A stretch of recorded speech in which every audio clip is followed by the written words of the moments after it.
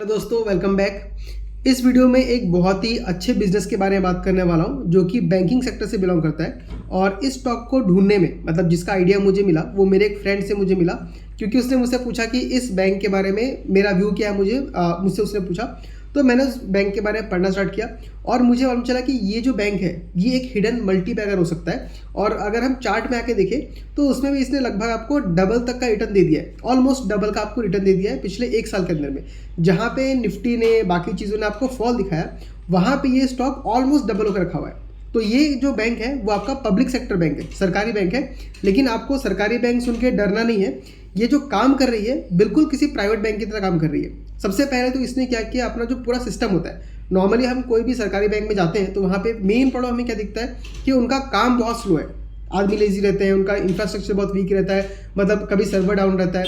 उस चीज़ में ये पूरी तरीके से अपने आप को चेंज कर रही है, पूरा नया डाटा सेंटर बैठा रहा है, पूरा एआई के हेल्प से अपने पूरे सिस्टम को ही चेंज कर रहा है, डिजिटल सिस्टम को। इनका ऐप बहुत अच्छे से काम कर रहा है। तो ये एक पब्लिक सेक्टर बैंक है और उस बैंक का नाम है बैंक ऑफ महाराष्ट्र, महाबैंक।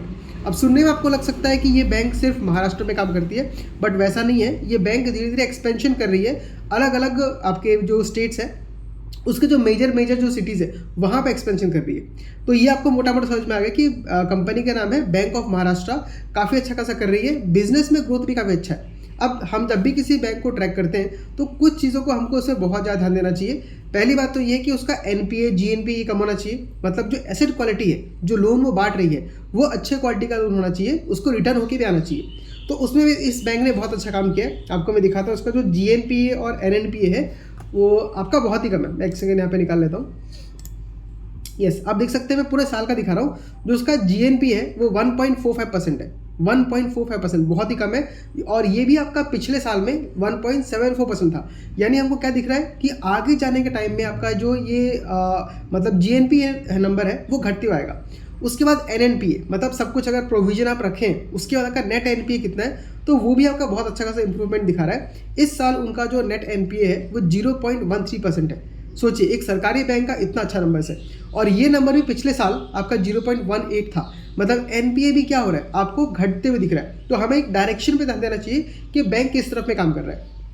अब देखिए, कोई भी बैंक का अच्छे से काम करता है तो उसका मेन बिजनेस क्या है, उसका मेन बिजनेस है लोन बांटना। क्योंकि आप जो डिपॉजिट जो बैंक लेता है उसके ऊपर उसको इंटरेस्ट देना पड़ता है, और उसी पैसे को लेके वो क्या करता है, दूसरों को लोन बांटता है, और जिसको लोन दिया उससे वो इंटरेस्ट लेता है। तो इसका मेन बिजनेस क्या है, लोन बांटना। अगर बैंक लोन बांटना बंद कर देगी तो उसका इनकम बंद हो जाएगा। तो यहाँ पे देखिए, बैंक ने लोन अच्छे तरीके से इम्प्रूव किया है। अगर पूरे साल का देखूँ टोटल लोन कितना बढ़ा है तो 21.74% से ग्रो किया है। जबकि जो बड़े बड़े बैंक है, एचडीएफसी बैंक है, आईसीआईसीआई बैंक है, वो लोग किस रेट से ग्रो कर रहे हैं, लगभग 12-13% से। तो उन बैंकों से ऑलमोस्ट डबल रेट से ही ग्रो कर रहा है। ठीक है, पहली बात तो ये।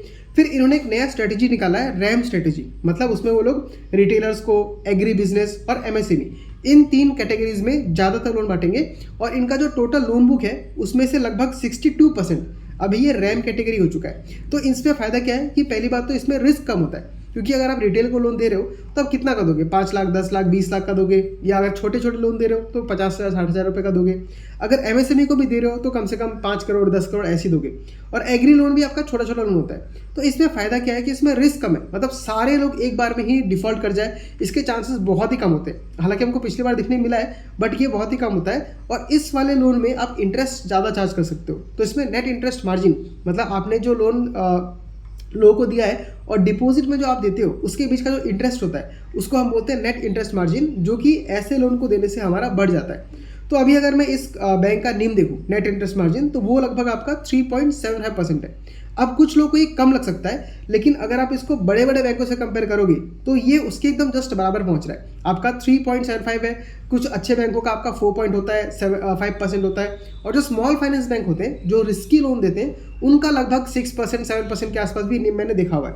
तो देखिए, एक तो ये है कि अगर कंपनी का मतलब नीम अगर 3.75% है तो यानी इनका एवरेज जो लोन बांट रहे हैं उसका इनका इंटरेस्ट कितना होगा, लगभग 9, 10, 12% के आसपास होगा। क्योंकि इनका जो कॉस्ट ऑफ फंड है, मतलब जिस पे रेट पे पैसा लेते हैं उसका एवरेज 4% के आसपास है, और जिस पे ये लोन देते हैं लोगों को वो लगभग 9% के आसपास का है। और उसमें से खर्चा वर्चा काट के देखेंगे तो ये लोग लगभग 3.75% का नीम कमा रहे हैं, जो कि मुझे लगता है, देखिए अगर आप बहुत ज़्यादा कॉस्ट में लोन देंगे तो क्या होता है, रिस्की लोन होता है। अगर आप 9-10% पे लोन दे रहे हो, मतलब वो जो लोन जिसको दे रहे हो वो बहुत रिस्की नहीं है, क्योंकि अगर वो रिस्की होता तो उसका इंटरेस्ट रेट बहुत ही हाई होता। तो एक तरीके से मुझे लग रहा है कि इस बैंक का जो एसेट क्वालिटी है वो भी काफ़ी अच्छा है, और आगे आने वाले टाइम में भी मुझे लगता है इंप्रूवमेंट होता रहेगा।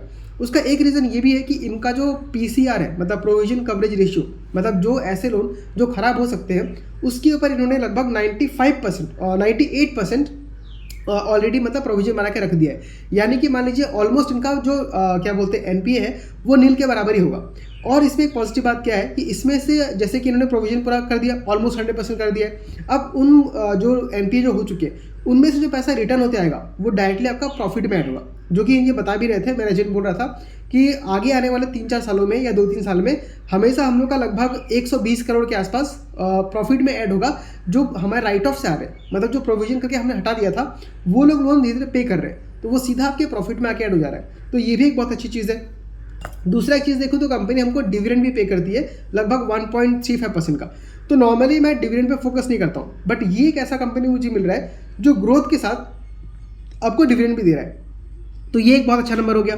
नेक्स्ट अगर मैं देखूँ आपका यहाँ पे बोलने के लिए और तो कुछ है नहीं। हाँ, मोटा मोटा मैंने इस बैंक के बारे में जो बोलना था मैंने बोल दिया। हाँ, कॉस्ट टू इनकम अगर देखूं, जो कि ये अगेन एक बैंक के लिए बहुत इंपॉर्टेंट इशू होता है, वो इनका 40 के नीचे है, और इन्होंने गाइड किया कि हम इसको 40 के नीचे रखेंगे।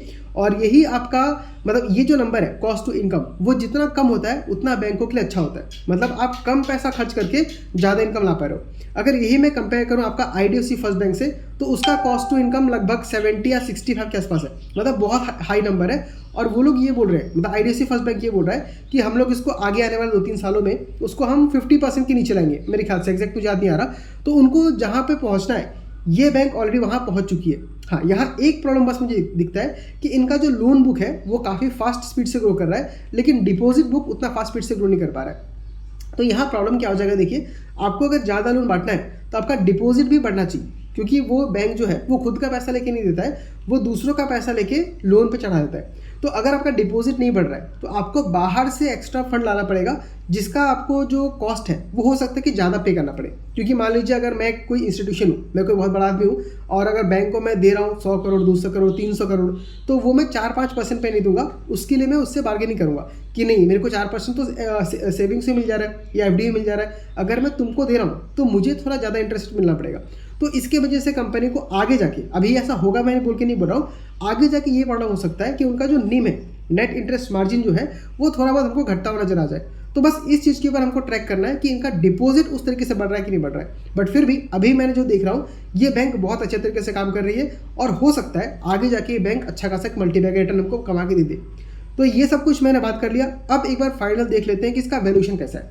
तो यहाँ पे मैं निकाला हुआ है, इसका करंट जो प्राइस ट्रेडिंग चल रहा है वो ओनली 8 चल रहा है, 8.79, ठीक है। और इसका जो प्राइस टू बुक चल रहा है इसका लगभग 2 के आसपास ही पहुंच गया है। जब मैं लास्ट टाइम इसके वीडियो बनाया था तब ये मेरे ख्याल से 70 या 60 पे कुछ चल रहा था, 68-75 पे चल रहा था। तो उस टाइम पे इसका वैल्यूएशन माउथ वाटरिंग था, मतलब बहुत सस्ते वैल्यूएशन मिल रहा था। बट आज अगर मैं देखूँ तो इसका वैल्यूएशन मतलब बहुत महंगा तो नहीं बोलूँगा, बट फेयरली वैल्यूड मिल रहा है। अब यहाँ पे अगर आप चाहें, क्योंकि आगे अच्छा खासा कंपनी ग्रो कर सकता है, तो उसके बेसिस पे यहाँ पे हम धीरे धीरे करके एक्यूमुलेशन करना स्टार्ट कर सकते हैं, क्योंकि ये फेयरली वैल्यूड है और कंपनी का मार्केट कैप भी बहुत बड़ा नहीं है, तो इसके अंदर चांसेस है बहुत ज़्यादा ग्रो करने का। तो ये था महाबैंक का महाबैंक के ऊपर मेरा ओपिनियन, और Q4 के रिजल्ट बहुत अच्छा है, मैनेजमेंट ने भी काफ़ी अच्छा खासा गाइडेंस दिया है, तो इसके ऊपर हम आराम से धीरे धीरे एक पोजीशन बिल्ड कर सकते हैं। बट याद रखिएगा कि ये एक रिकमेंडेशन नहीं है, ये मेरा ओपिनियन है। मैं इस स्टॉक के बारे में क्या सोचता हूँ वो मैंने इस वीडियो में शेयर किया है। अभी तक मैंने इस स्टॉक में इन्वेस्ट नहीं किया है, बट मुझे बैंक काफ़ी इंटरेस्टिंग लग रहा है। हो सकता है कि मेरा जो आईडीएफसी फर्स्ट बैंक का पोजीशन है उसमें से पैसे निकाल के मैं यहाँ पे कुछ ऐड कर लूँ, बट वो मेरा ओपिनियन होगा। आपको इसको मतलब कि सच बात मान के नहीं चलना है, वो मेरे पे डिपेंड करता है। ठीक उसी तरीके से आप भी खुद डिसाइड कीजिए कि आपको इस बैंक में इन्वेस्ट करना है कि नहीं करना है। और अगर आपका ओपिनियन कुछ अलग है तो मुझे बताइए, क्योंकि मैं हर आदमी का बात सुनता हूँ, क्योंकि उससे मुझे भी नॉलेज मिलता है और आपको भी कुछ ना कुछ सीखने के लिए मिलता है।